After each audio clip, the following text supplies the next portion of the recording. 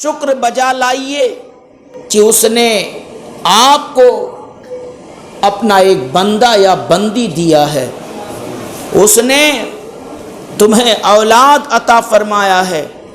آپ کو معلوم نہیں حضرت ابراہیم خلیل اللہ علیہ الصلاۃ والسلام کی عمر پاک بڑھاپے کو پہنچ گئی، یہ دعا کرتے رہے رب حب لی من الصالحین، اے اللہ مجھے ولد صالح عطا فرما دے، مجھے میرا کوئی وارث عطا فرما دے۔ حضرت زکریا علیہ الصلاۃ والسلام اپنے بڑھاپے میں اپنے رب کے حضور کہتے، میرے مولا بڑھاپے اور کمزوری کی وجہ سے میری پیٹھ ٹیڑھی ہو رہی ہے، میرے بال پک چکے ہیں، میرے بعد میری قوم کا رہنما کون ہوگا، میرا وارث اور جانشین کون ہوگا؟ اے اللہ مجھے میرا کوئی جانشین دے دے۔ بتانا یہ ہے کہ اولاد بہت اہم ہے، اولاد اللہ کی بہت بڑی نعمت ہے، اس کا شکر ادا کیجئے کہ اس نے آپ کو اولاد سے نوازا ہے، اس نے آپ کو بچے اور بچیوں سے سرفراز فرمایا ہے۔ اور یہ بھی سن لیجئے، جس مالک نے، جس خالق نے تمہاری گود بھری ہے، اس کے حقوق کا خیال رکھنا آپ کی ذمہ داری ہے۔ وہ بیٹا وہ بیٹی جہاں آپ کے بچے ہیں، وہیں اس سے پہلے اپنے رب کے بندے ہیں، رسول اللہ کے امتی ہیں، اس بات کو کبھی نہیں بھولنا۔ اس لیے آپ پر ذمہ داری ہے، آپ پر فرض ہے کہ آپ اپنے بچوں کو اپنے رب کا وفادار بندہ بنانے کے لیے انتھک کوشش کریں، اپنی بچیوں کو کنیزہ فاطمہ بنانے کے لیے، ان کو در مصطفیٰ پر جھکانے کے لیے، ان کو یاد الہی، ذکر الہی کی پابندی کے لیے انتھک محنت کریں، رات دن کاوش کریں۔ جیسے ایک مالی اپنے پودے کے پیچھے محنت کرتا ہے، جیسے ایک چرواہا اپنے جانوروں اور بکریوں کے پیچھے محنت کرتا ہے، ذمہ داری نبھاتا ہے، ایسے ہی ماں باپ کی ذمہ داری ہے اپنے بچوں پر اس وقت تک کے محنت کرتے رہیں جب تک کہ بچہ سفر و حضر میں، خلوت و جلوت میں یا اللہ کہنے کا عادی نہ ہو جائے، اپنے نبی کا سچا غلام نہ ہو جائے، اپنے رسول کا وفادار نہ ہو جائے۔ جب تک اس کی رگ رگ میں دین اسلام سما نہ جائے، تب تک آپ اپنی ذمہ داری سے بری نہ سمجھیے اپنے آپ کو، تب تک کہ آپ اپنے آپ کو سبکدوش نہ سمجھیے۔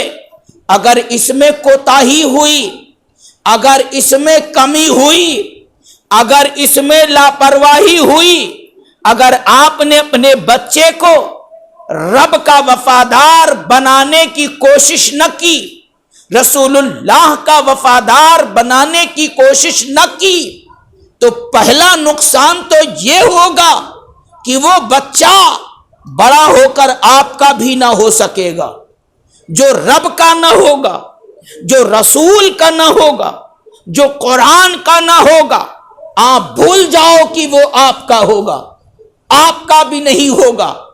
ڈانٹی دے گا آپ کو، لاٹھی مارے گا آپ کو، گھر سے نکالے گا آپ کو، رسوا کرے گا آپ کو، ذلت آپ کو دلائے گا۔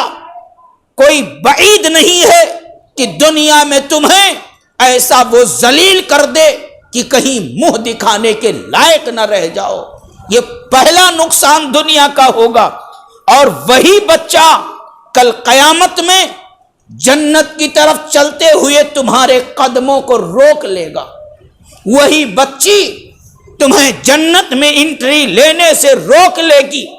خدا کی بارگاہ میں یہ دعویٰ کر دیں گے بچے کہ ہمارے ماں باپ نے اے خدا ہماری رگ رگ میں تیری یاد نہیں بسایا تھا، ہمیں تیرے ذکر کا پابند نہیں کیا تھا، ہمیں قرآن کی عظمت نہیں بتائی تھی، ہمیں رسول اللہ کی شان اور ان کی سیرت نہیں بتائی تھی. ہم مجرم نہیں ہیں مولا، مجرم ہمارے ماں باپ ہیں. اللہ اکبر کبیرہ. تب آپ کے ماتھے کی یہ آنکھیں پھٹی رہ جائیں گی، آپ دیکھتے رہ جاؤ گے کہ آپ کے لیے عذاب علیم کا مژدہ ہوگا. آپ کے سارے اعمال آپ کے منہ پہ مارے جائیں گے اور اولاد کی وجہ سے جہنم کا ایندھن بننا پڑے گا. اسی لیے کہا گیا مال اور اولاد دونوں فتنہ ہیں.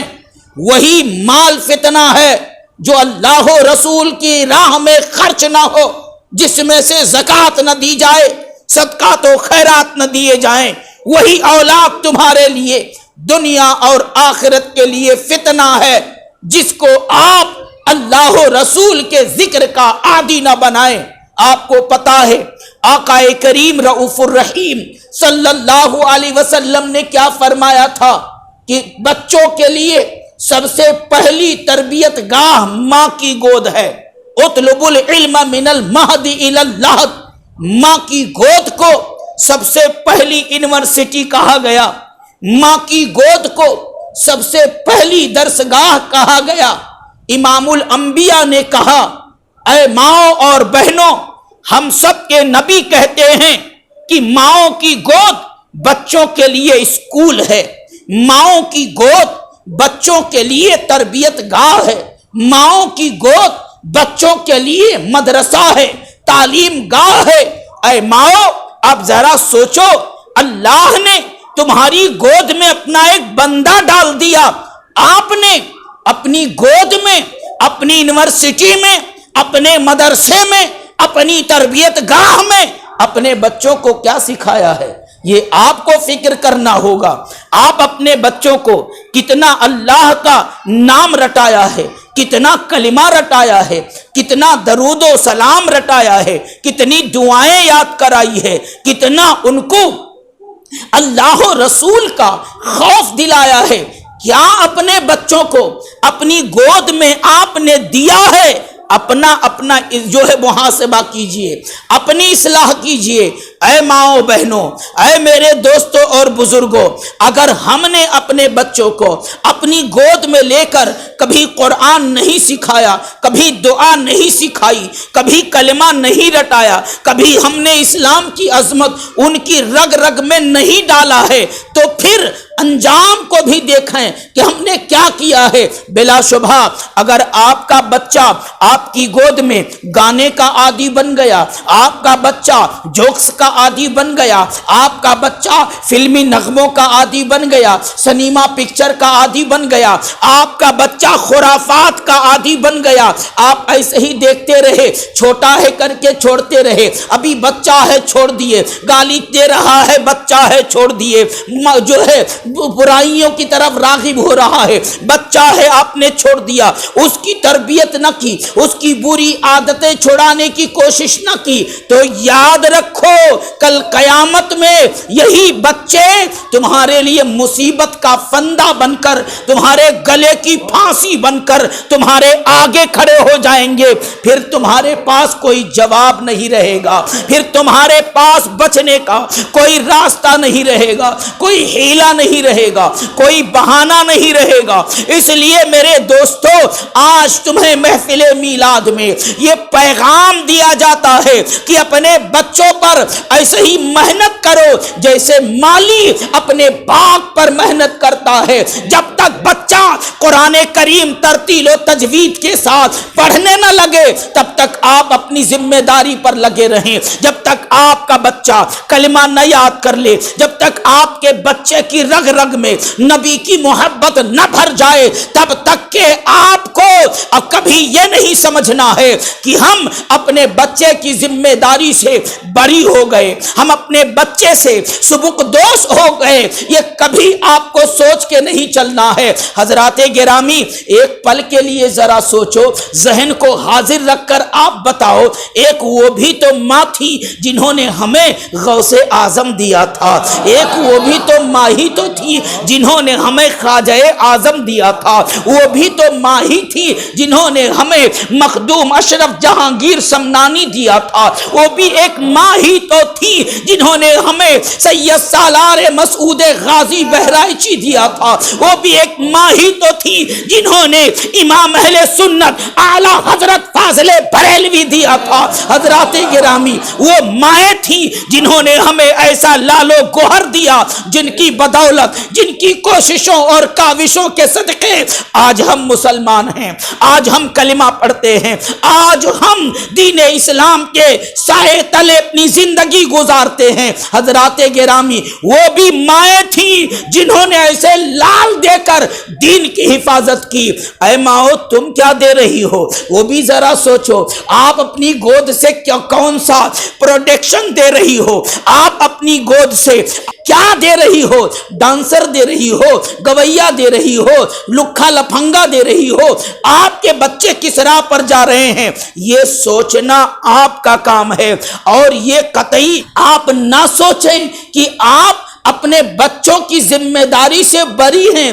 بچہ خود ہی بگڑ گیا، آپ کا کوئی قصور نہیں ہے. بچہ خود ہی غلط راستے پر چلا گیا، آپ کی کوئی خامی نہیں ہے. یہ عذر اللہ کی بارگاہ میں آپ کا قبول نہیں کیا جائے گا. اس لیے پیارے، آپ اپنے بچوں کے لیے ہمیشہ بیدار رہیں. اور ایسا نہیں ہے، یہ بھی بتا دوں کہ آپ کو دکان چھوڑ کر، آپ کو کاروبار چھوڑ کر، کام دھندے پر جانا چھوڑ کر بس خالی بچوں کے پیچھے لگے رہنے ہیں. ایسا نہیں ہے پیارے. اگر آپ چاہیں تو اپنے بچوں کو گھر میں سوتے جاگتے اٹھتے بیٹھتے چلتے پھرتے کھاتے پیتے بہت ساری چیزیں ان کی رگ رگ میں ڈال سکتے ہو، بہت ساری چیزیں ان کو سکھا سکتے ہو.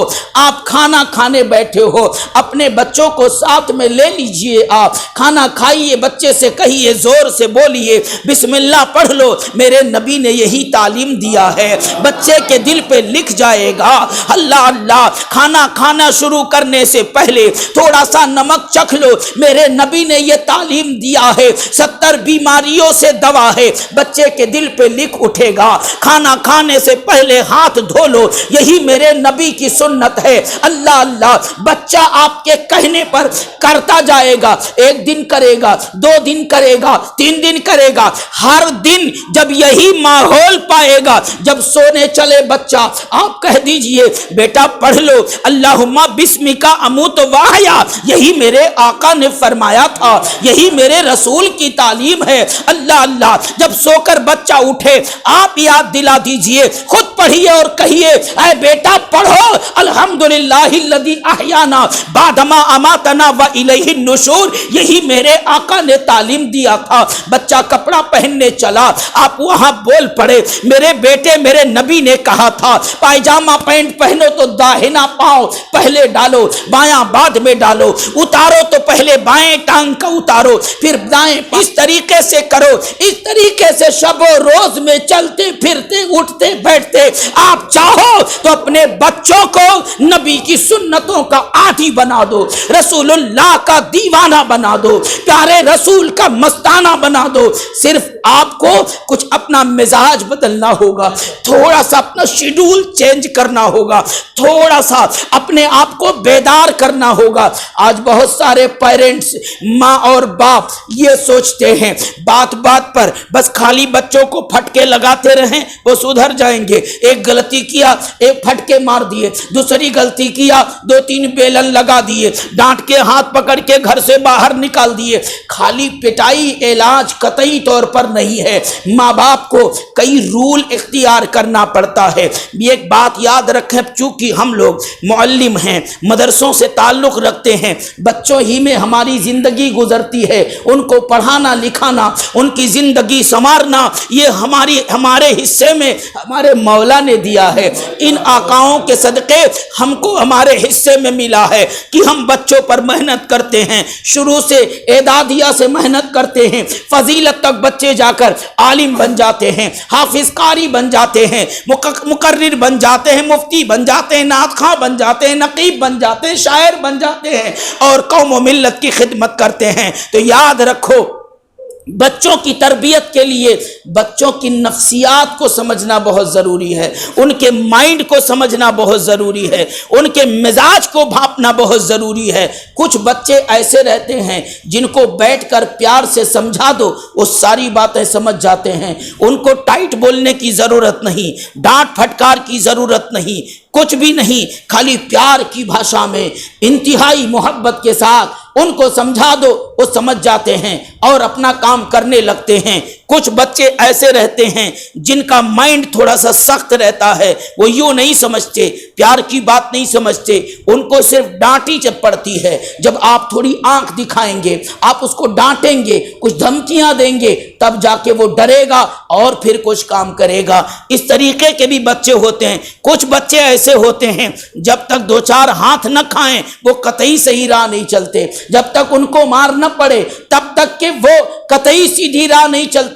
یہ بچوں کے اندر کوالٹیاں ہوتی ہیں، یہ مینٹین کرنا آپ کا کام ہے۔ اب جو بچہ سمجھانے سے سمجھ سکتا تھا اس کو آپ پھٹکے مار رہے ہو تو بزن تو ہو ہی جائے گا، جو بچہ صرف ڈانٹنے سے سمجھ سکتا تھا اس کو آپ پٹائی کر رہے ہو یقیناً وہ بگڑ جائے گا۔ تو بچے بچیوں کی تعلیم میں اپنا نظریہ بنائیے پیارے، اپنے آپ کو سیٹل کیجئے، اپنے آپ کو تیار کیجئے اور یہ احساس کیجئے بہت زیادہ وقت نہیں لوں گا حضرات گرامی، آپ اپنے حق میں یہ فیصلہ کیجئے کہ آپ باپ اور ماں بعد میں ہیں، استاذ ہیں آپ، معلم ہیں آپ، قدرت کی طرف سے ذمہ داری دی گئی ہے آپ کو، نبی دو جہاں صلی اللہ علیہ وسلم نے آپ کے کندھے پر ذمہ داری رکھ دی ہے۔ جانتے ہو آقا نے کیا فرمایا تھا؟ اللہ اکبر کبیرہ، ادبوا اولادکم من ثلاث خصال، اپنی اولاد کو 3 باتیں ان کی عادتوں میں ڈال دو۔ یہاں نبی نے فرما کے بتا دیا کہ اے مسلمانوں، تمہارے بچے جہاں تمہاری اولاد ہیں اس سے پہلے ہمارے امتی ہیں، ہماری باندی ہیں، ان کی تعلیم ہوگی تمہاری مرضی سے نہیں ہوگی، ان کی تعلیم ہوگی تمہاری طبیعت سے نہیں ہوگی، بچے بچیوں کی تعلیم ہوگی تو میری مرضی سے ہوگی، ان کی تربیت ہوگی تو میری مرضی سے ہوگی۔ نبی نے فرما دیا کہ بچے بچیوں کی تعلیم میری مرضی سے ہوگی۔ اس میں کیا فلسفہ ہے؟ اس میں مختصر یہ ایک نقطہ یہ ہے پیارے، یہی بچے یہی بچیاں یاد رکھو، آپ اتنی محبت آپ اپنے بچے بچیوں سے یا اپنے آپ سے اتنی محبت نہیں کر سکتے جتنی محبت پیارے رسول اپنے امتیوں سے کرتے ہیں، اپنے باندیوں سے کرتے ہیں، ان بچوں سے کرتے ہیں۔ اللہ کی قسم آپ کا یہ خادم ان بچوں کے حوالے سے اگر آقا کا فرمان سنانے لگے کافی لمبا وقت گزر جائے گا، کافی سمے لگ جائے گا۔ اتنے حقوق ان بچوں کے میرے آقا نے فرمائے ہیں اور کہا ہے ان کی تربیت تمہاری مرضی سے نہیں میری مرضی سے ہوگی، اس لیے کہ قیامت کی وادی میں ہر باپ اپنی اولاد سے بھاگے گا، ہر ماں اپنے بیٹے بیٹی سے بھاگیں گے، ہر رشتہ دار اپنے رشتہ دار سے بھاگے گا، ہر دوست اپنے دوست سے بھاگے گا، کوئی کسی کو اللہ اللہ سینے سے لگانے کے لیے تیار نہ ہوگا، ساتھ چھوڑ دیں گے۔ ایسے موقع پر امام الانبیاء سب کو اپنے سینے سے لگائیں گے، سب کو اپنے کلیجے سے لگائیں گے، سب کی بخشش وہی کروائیں گے۔ اس لیے پیارے آپ کے حقوق کم سمجھیے۔ سمجھیے، نبی کے حقوق زیادہ سمجھیے۔ جہاں آپ ساتھ چھوڑ دیں گے وہاں نبی ساتھ دیں گے، جہاں آپ بھاگیں گے وہاں نبی اپنے سینے سے لگائیں گے۔ اللہ اللہ، جہاں آپ بھوکا پیاسا اولاد کو چھوڑ دیں گے وہاں نبی اللہ اللہ آب کوثر اپنے ہاتھوں سے پلائیں گے، لواء الحمد کے سائے میں پناہ عطا کریں گے۔ اس لیے نبی کے حقوق سمجھو، نبی کا حق سمجھو، بچوں پر محنت کرو، بچوں کو نبی کا غلام بناؤ۔ فرمان مصطفیٰ پورا کر دوں، آقا فرماتے ہیں اپنے بچوں کو 3 باتیں سکھاؤ، اس طرح سکھاؤ کہ ان کی عادت پڑ جائے، اس کے وہ عادی ہو جائیں۔ پہلی چیز آقا فرماتے ہیں حب نبیکم، اپنے نبی کی محبت اپنے بچوں کی رگ رگ میں ڈال دو۔ جب اپنے بچوں کی رگ رگ میں اپنے نبی کی محبت ڈال دو گے تو یہودی ناک رگڑتے رہیں، عیسائی ناک رگڑتے رہیں، یہ کفر والے، یہ شرک والے، یہ سارے دنگائی ناک رگڑتے مر جائیں گے، لیکن مصطفیٰ کا دیوانہ کبھی کسی کو نہ دیکھے گا۔ اگر دیکھے گا تو گنبد خضرا کو دیکھے گا اور مکین گنبد خضرا کو دیکھے گا۔